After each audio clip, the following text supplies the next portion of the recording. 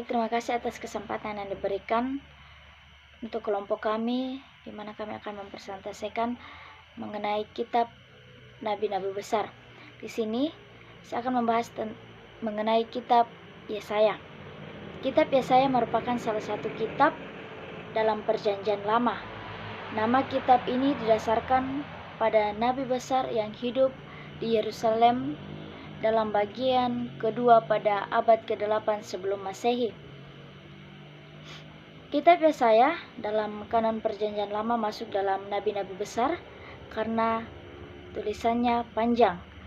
Nama Yesaya diambil dari bahasa Ibrani, yaitu Yeshayahu atau Yesayahu yang memiliki arti penyelamatan Yahweh. Latar belakang sejarah bagi pelayanan nubuat Yesaya anak Amos Yerusalem pada masa pemerintah 4 raja Yehuda, yaitu Uzia, Yotam, Ahaz, dan Hizkia. Kita bisa melihat dalam Yesaya pertama ayat yang pertama. Raja Uzia mati pada tahun 740 sebelum Masehi. Kita juga bisa melihat dalam 1 Samuel pasal yang ke-6 ayat yang pertama. Dan Hizkia pada tahun 687 sebelum Masehi.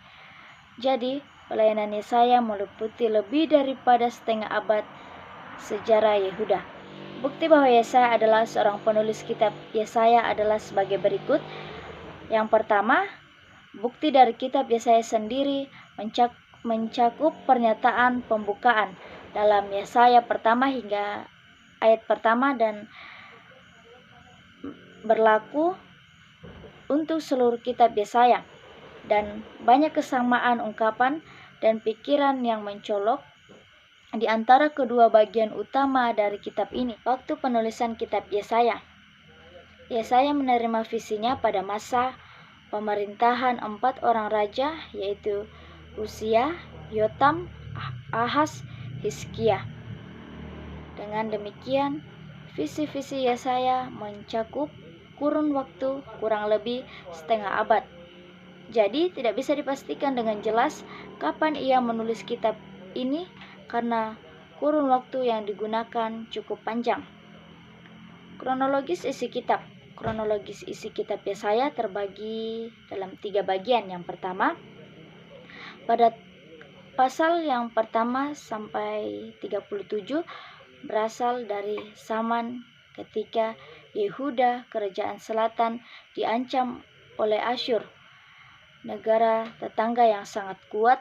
Yesaya menyadari bahwa sesungguhnya yang mengancam kehidupan Yehuda bukanlah kekuatan Asyur, tetapi dosa bangsa Yehuda sendiri. Bagian yang kedua dalam pasal 40 hingga 55, pasal ini ditunjukkan kepada orang-orang Yehuda akan hidup di pembuangan di Babel.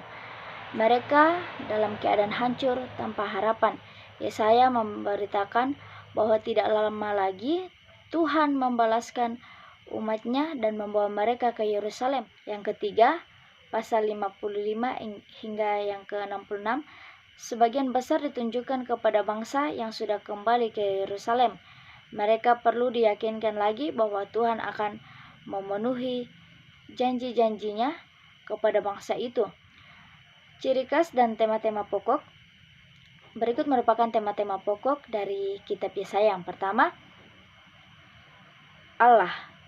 Dalam Yesaya 6 mencatat mengenai penglihatan yang diberikan kepada Yesaya untuk menunjukkan dengan jelas padanya siapakah Allah dan apa yang dikerjakannya. Yang kedua, menafsirkan nubuatan. Tidak semua nabi diberikan nubuatan oleh Allah. Nubuatan hanya diberikan kepada orang-orang tertentu pada saat yang tertentu. Nabi Yesaya adalah nabi yang dikaruniakan oleh Allah untuk bernubuat. Yang ketiga, penghakiman dan kasih Allah.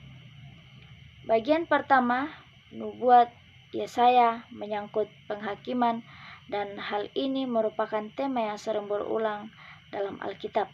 Yang keempat, Tuhan itu yang menguasai sejarah. Yang kelima yaitu hamba Tuhan. Ada 4 pasal yang disebut nyanyian hamba Tuhan dalam Yesaya 42 ayat pertama hingga ayat yang keempat, Yesaya 49 ayat pertama hingga ayat ke-6, Yesaya 50 ayat 4 hingga ayat yang ke-9, dan Yesaya 52 ayat ke-13 hingga ayat yang ke-53. Yang ke-6 yaitu kedaulatan Allah. Tuhan berdaulat atas segala sesuatu yang ada, termasuk kehidupan bangsa Israel. Oleh itu bangsa Israel harus berpaut kepada Allah Abraham, Ishak, dan Yakub. Kita masuk dalam bagian yang terakhir, yaitu kesimpulan. Bangsa Israel berada dalam situasi kemerosotan rohani dan moral yang membutuhkan pertolongan.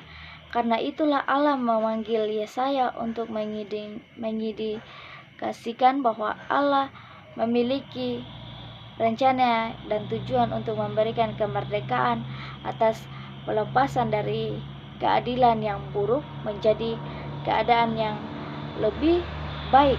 Demikianlah hasil dari kerja kelompok kami dalam mengkaji kitab Yesaya. Terima kasih. Terima kasih atas kesempatannya. Saya akan presentasikan kitab nubuat besar, yaitu kitab Yeremia. Pendahuluan nubuat adalah suatu penyingkapan tentang suatu yang belum terjadi, yang disingkapkan Allah melalui manusia yang memakai kata-kata lisan atau tertulis untuk menyampaikan pernyataan tentang Allah dan menerangkan tentang kehendaknya kepada manusia. Latar belakang kitab Yeremia. Pelayanan Yeremia sebagai nabi diarahkan kepada kerajaan selatan Yehuda sepanjang 40 tahun terakhir dari sejarahnya. Ia masih hidup untuk menyaksikan serbuan Babel ke Yehuda yang berakhir dengan kebinasaan Yerusalem dan Bait Suci. Karena tugas dan kejatuhannya dapatlah dimengerti bahwa kitabnya penuh dengan kesuraman dan firasat buruk. Setelah bernubuat selama 20 tahun di Yehuda, Yeremia diperintahkan Allah untuk menuangkan amanatnya dalam bentuk tertulis. Hal ini dilakukannya dengan mendiktekan nubuat-nubuatnya kepada Baruk, juru tulisnya yang setia, dalam Yeremia 36 ayat 1-4. Karena Yeremia dilarang menghadap Raja Baruk, diutus untuk membacakan nubuat-nubuat itu di rumah Tuhan, dan setelah itu Yehuda membacakannya kepada Raja Yoyakim. Penulis kitab Yeremia yaitu Yeremia sendiri. Tahun penulisannya 585 sampai 580 sebelum Masehi. Kronologis isi kitab ini pada dasarnya merupakan kumpulan nubuat-nubuat Yeremia yang terutama dialamatkan kepada Yehuda, tapi juga 9 bangsa asing lainnya. Nubuat-nubuat terutama dipusatkan pada hukuman, walaupun ini beberapa yang membahas pemulihan. Yeremia memakai berbagai tindakan yang bersifat perumpamaan dan lambang untuk mengilustrasikan berita nubuatnya dengan lebih jelas. Yeremia yang jelas akan pemahaman Yeremia yang jelas akan panggilannya sebagai nabi, seiring dengan penegasan Allah yang berulang-ulang memungkinkan dia untuk memberitakan nubuatnya dengan tegas dan setia kepada Yehuda. Ciri-ciri khas kitab Yeremia. Kitab ini menjadi kitab terpanjang kedua dalam Alkitab, berisi lebih banyak kata dari kitab lainnya selain Mazmur. Kedua, kehidupan dan pergumulan pribadi Yeremia selaku nabi diungkapkan dengan lebih mendalam dan terinci nabi Perjanjian Lama. Ketiga, kitab ini syarat dengan kesedihan, sakit hati, dan ratapan dari nabi peratap. Keempat, salah satu kata kunci ialah murtad dan tidak setia, dan tema yang muncul terus ialah hukuman Allah yang tidak terelakkan. Yang kelima, satu-satunya perencanaan teologis yang terbesar di kitab ini ialah konsep perjanjian baru. Yang keenam, syairnya mengesankan dan penuh perasaan seperti syair Alkitab lainnya. 7 rujukan terhadap Babel di dalam nubuat Yeremia. Tema-tema pokok kitab Yeremia, yang pertama tema penghukuman, yang kedua tema bait suci, yang ketiga tema penderitaan nabi, keempat tema penghiburan, yang kelima tema eskatologi. Ya mungkin itu saja yang bisa saya jelaskan dari kitab Yeremia. Kurang lebihnya mohon dimaafkan. Terima kasih. Di sini saya akan mempresentasikan tentang kitab peratapan. Yang pertama, latar belakang. Kitab ini tidak mempunyai judul dalam kitab Perjanjian Lama Ibrani, tetapi dikenal dengan kata pertamanya yaitu Hau. Judul nyanyian pemakaman atau ratapan diberikan oleh rabi-rabi bangsa Yahudi yang mula-mula. Judul kitab ini diambil dari judul tambahannya dalam naskah Perjanjian Lama, terjemahan Yunani dan Latin, yaitu Ratapan Yeremia. Perjanjian Lama Ibrani memasukkan kitab ini sebagai salah satu di antara 5 kitab gulungan, yaitu masing-masing dari kelima kitab ini secara tradisional dibacakan pada saat tertentu dalam tahun liturgi Yahudi. Penulis kitab Ratapan adalah Yesaya. Tahun penulisannya sekitar 586 sampai 585 sebelum Masehi. Kronologis isi kitab. Kitab ini merupakan serangkaian 5 ratapan. Tiap ratapan itu dalam sendirinya lengkap. Ratapan pertama menggambarkan kerusakan Yerusalem dan ratapan sang nabi atas kota itu ketika ia berseru kepada Allah dalam penderitaan jiwanya.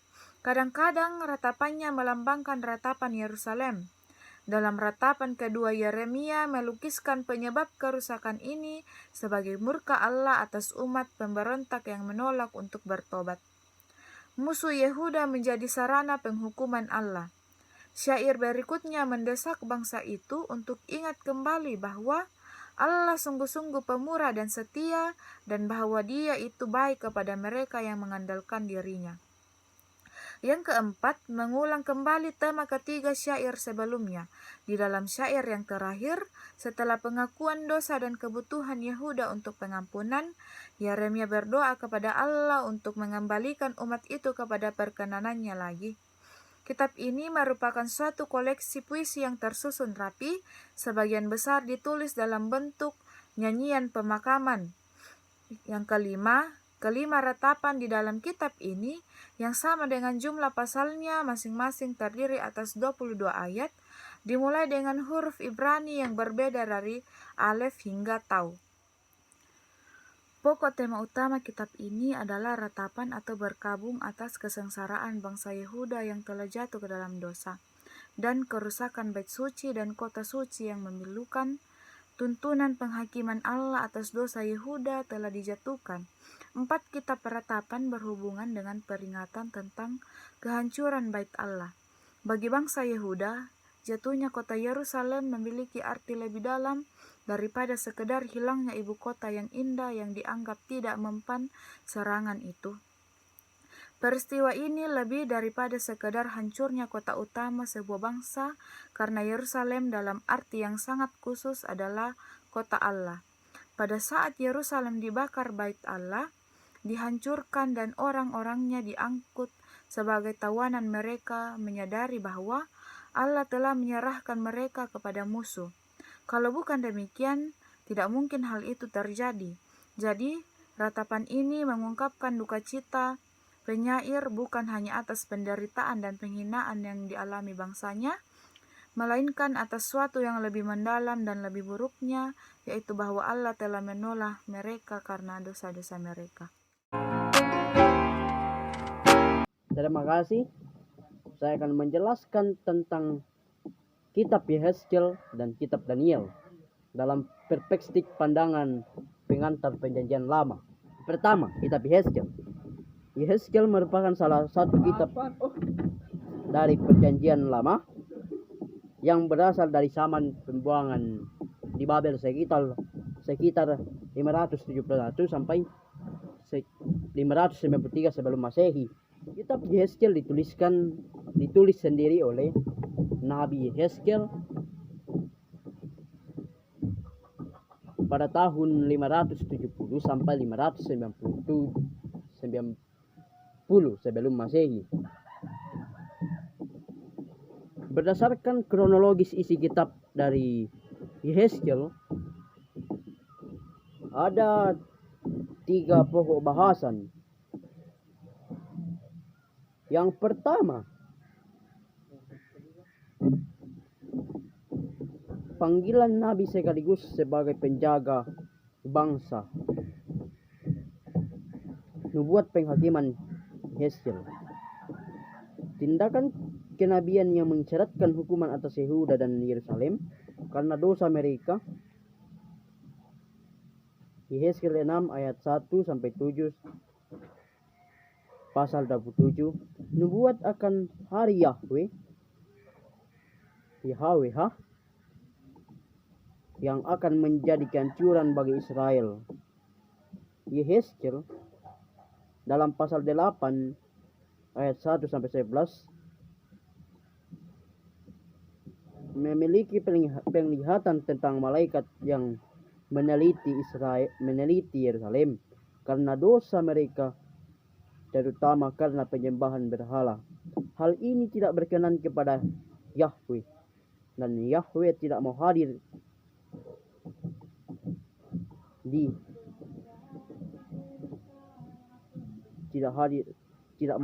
lagi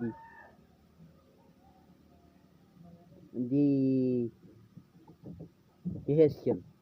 Dalam Yehezkiel pasal 12 ayat 1 sampai 14. 3.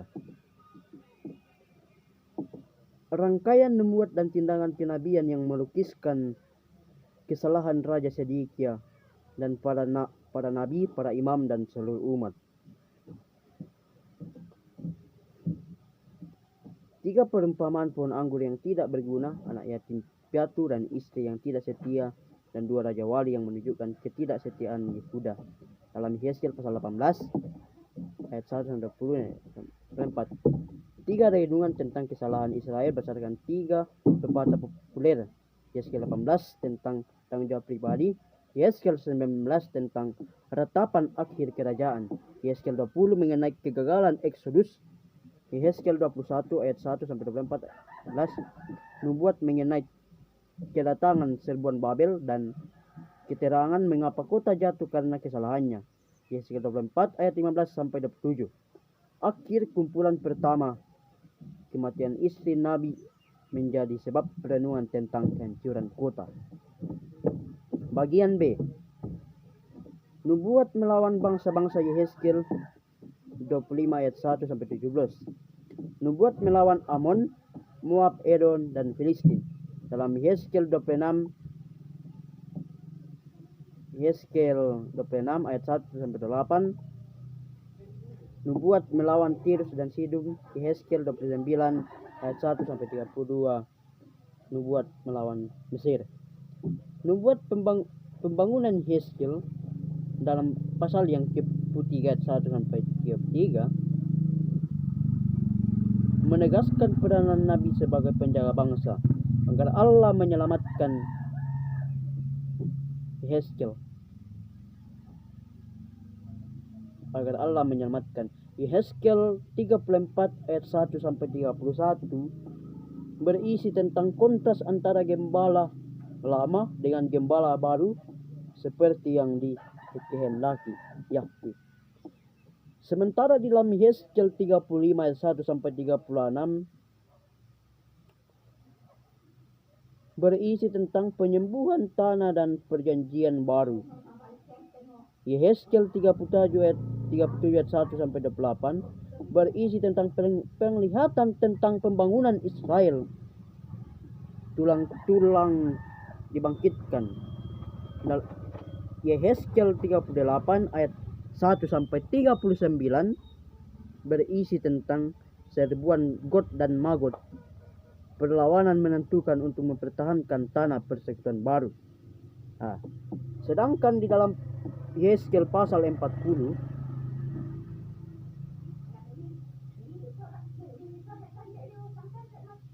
penglihatan akan kehadiran kembali Yahweh di Kenisa dan pembaharuan Kenisa dalam bentuk semula.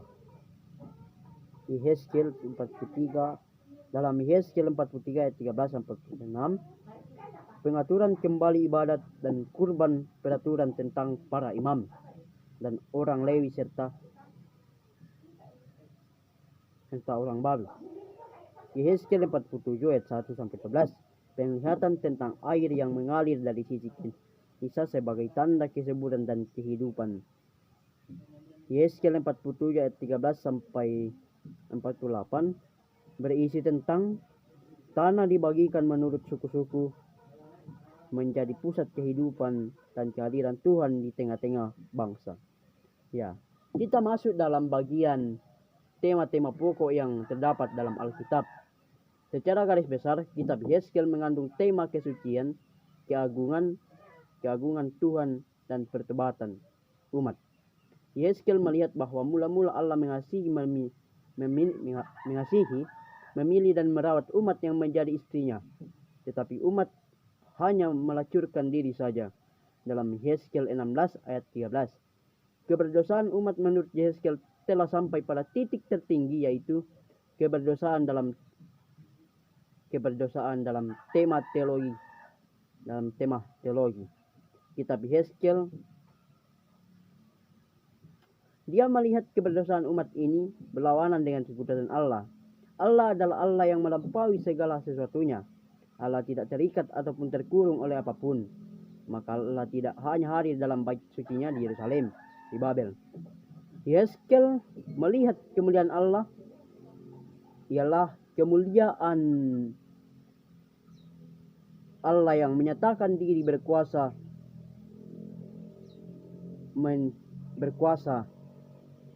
meninggalkan Allah yang telah dicemarkan dan hadir di Babel. Ya, kesimpulan dari kitab Yehezkiel, kita banyak belajar dari kejadian-kejadian yang ada di dalam kitab Yehezkiel. Dan kita juga bisa kita mengetahui bagaimana cara terbentuknya dari kitab Yehezkiel yang ditulis sendiri oleh Yehezkiel itu sendiri. Dan kemudian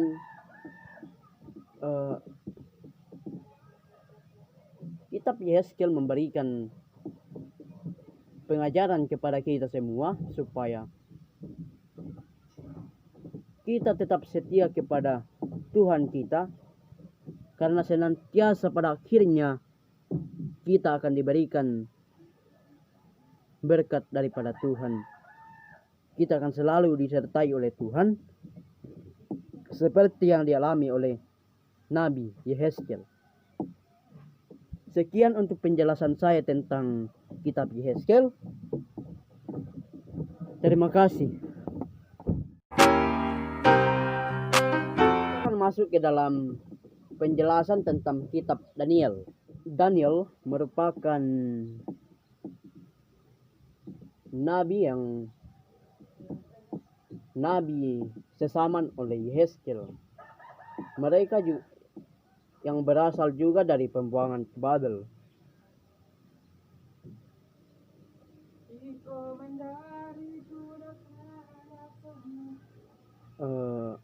Kita langsung masuk dalam pembahasan. Yang pertama, latar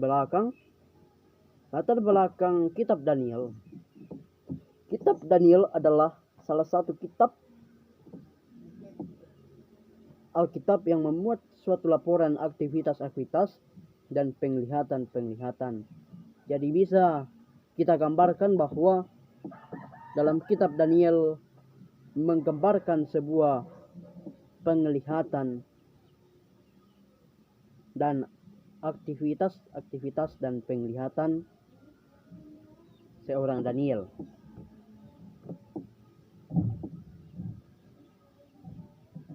Daniel merupakan seorang Yahudi terhormat dalam pembuangan di Babel. Dalam Alkitab ini terdapat dalam Ketuvin, sedangkan dalam Alkitab Kristen dikelompokkan dalam nabi-nabi besar. Dengan demikian kitab Daniel dipandang sebagai teks kanonik baik dalam keyakinan Yahudi maupun Kristen. Kitab ini terbagi menjadi 2 bagian, serangkaian kisah istana dalam bab pasal 1 ayat sampai 6 yang dilanjutkan dengan 4 penglihatan apokaliptik dalam pasal 7 ayat 1, pasal 7 sampai pasal 12. Apokrifa atau bagian Deuterokanon mengandung 3 cerita tambahan. Lagu pujian ketiga, pemuda gambar Daniel di kapel Sistina.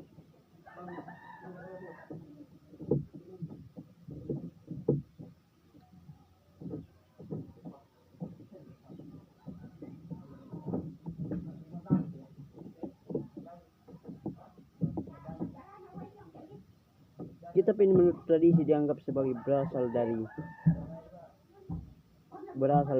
dari Daniel sendiri, sementara konsensus keilmuan modern menganggap kitab ini pseudonim. Kisah-kisah di bagian pertama legendaris asalnya dan penglihatan dihasilkan oleh para penulis anonim pada zaman kaum Makabe. Dan berdasarkan penganggalan fragmen paling awal, kitab Daniel di antara naskah Laut Mati para modern lainnya menyimpulkan bahwa kitab Daniel dianggap sebagai suatu teks Ibrani kanonik sebelum zaman kaum Makabe.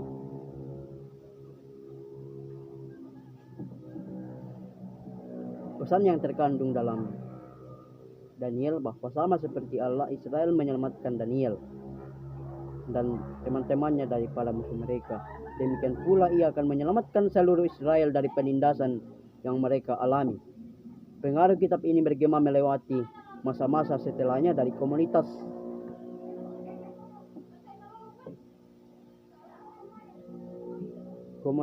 naskah Laut Mati serta para penulis Injil dan Wahyu sampai berbagai gerakan dari abad kedua hingga reformasi Protestan dan gerakan Nasionalis modern yang mendapat pengaruh besar dari kitab Daniel. Ya, memang kita akui bahwa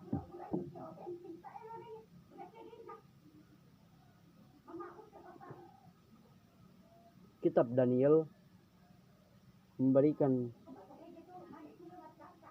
pengaruh besar kepada kita.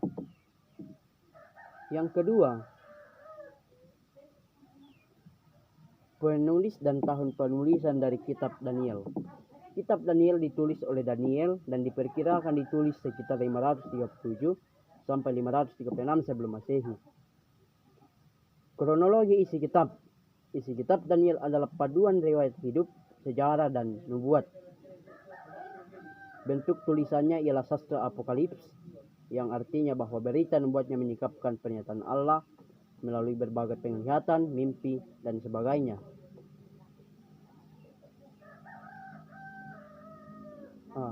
Pertama, tema kitab Daniel. Rahasia yang dinyatakan Kristus di Alkitab. Ia adalah manusia keempat dalam tungku perapian yang menyala-nyala dalam kehidupan. Kesimpulan dari kitab ini, kita bisa belajar bagaimana kehidupan seorang Daniel yang mulanya tidak memiliki jabatan, namun karena kesetiaannya kepada Allah, Daniel diangkat pada jabatan yang tinggi, yang paling tinggi. Di sini kita bisa mempelajari bahwa ketika kita setia kepada Tuhan, pasti Tuhan akan selalu memberkati kita dan akan mengabulkan apa yang kita inginkan, apa yang kita cita-citakan. Itulah sebabnya kita harus setia kepada Tuhan. Sekian dan terima kasih. Selamat pagi, shalom.